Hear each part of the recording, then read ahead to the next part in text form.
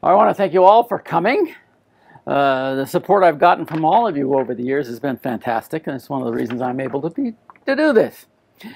As you know, I've been looking after my father's paintings for a number of years, 30 or 40 years to be exact. And now that there is a renaissance in African-American art, things are really getting more hopeful about getting my father's body of work recognized.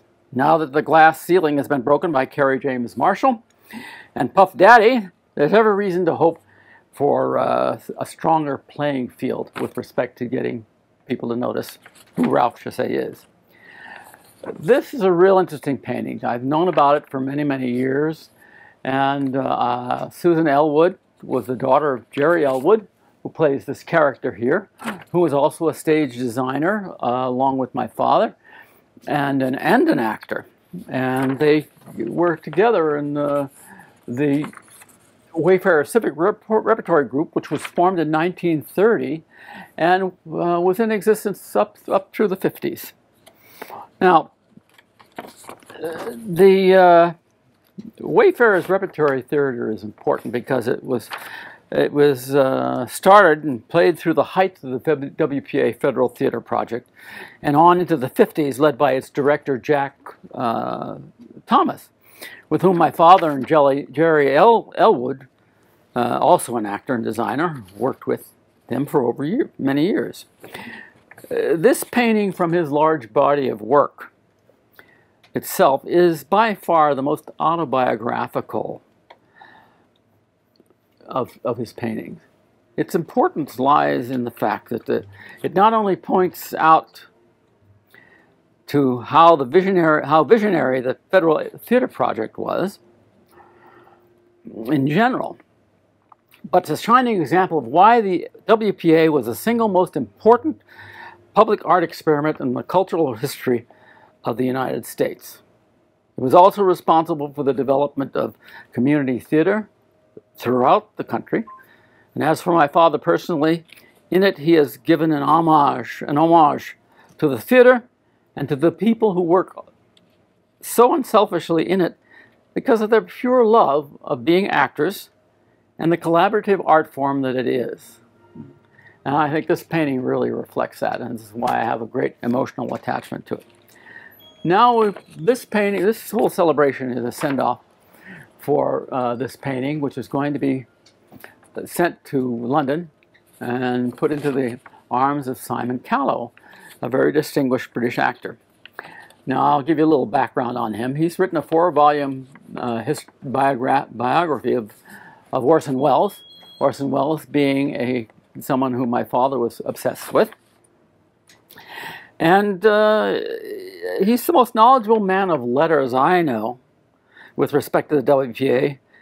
And for me personally, someone who I can entrust this painting to with the knowledge that he will care for it as tenderly as Susan Elwood and I do.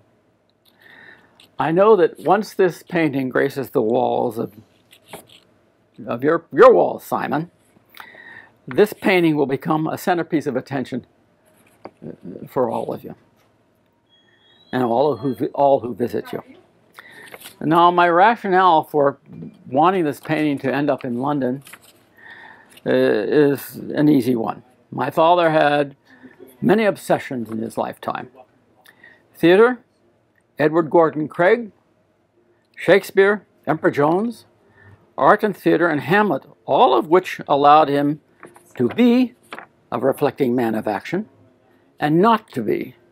Experiencing how Negroes were treated in the South was something which he knew he could never live through, where he identified as one.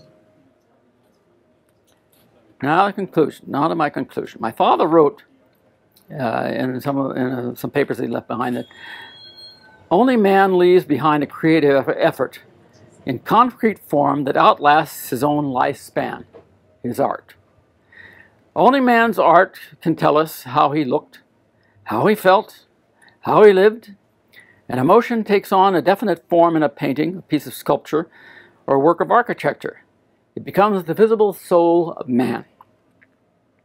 In placing this painting in your hands, Simon, I know that my father's soul is reflected through his art and will in my lifetime be seen by a diversity of people who can recognize what he was striving for all his life, and hopefully it will do more than that. Only time can determine that, and I know what I am, and I know that it is possibly, just thinking about this would have been beyond his wildest dream, and that he and Jeriel would be very honored to have this hanging in your house. Now, I think I will conclude this with a tribute to you in a British fashion, my dear Simon. Would you all rise and give 3 cheers to Simon Callow? Right. Hip, hip, hooray! Hip, hip, hooray! Hip, hip, hooray!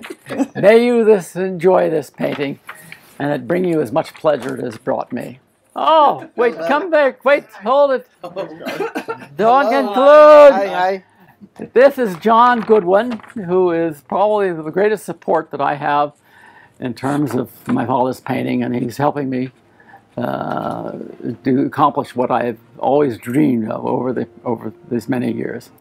And it's a personal thank you to you. Yes, Okay. and I'm sorry I'm late. And I also want to thank Harvey and Steve Maker, who have been my conservators over the years, many, many years.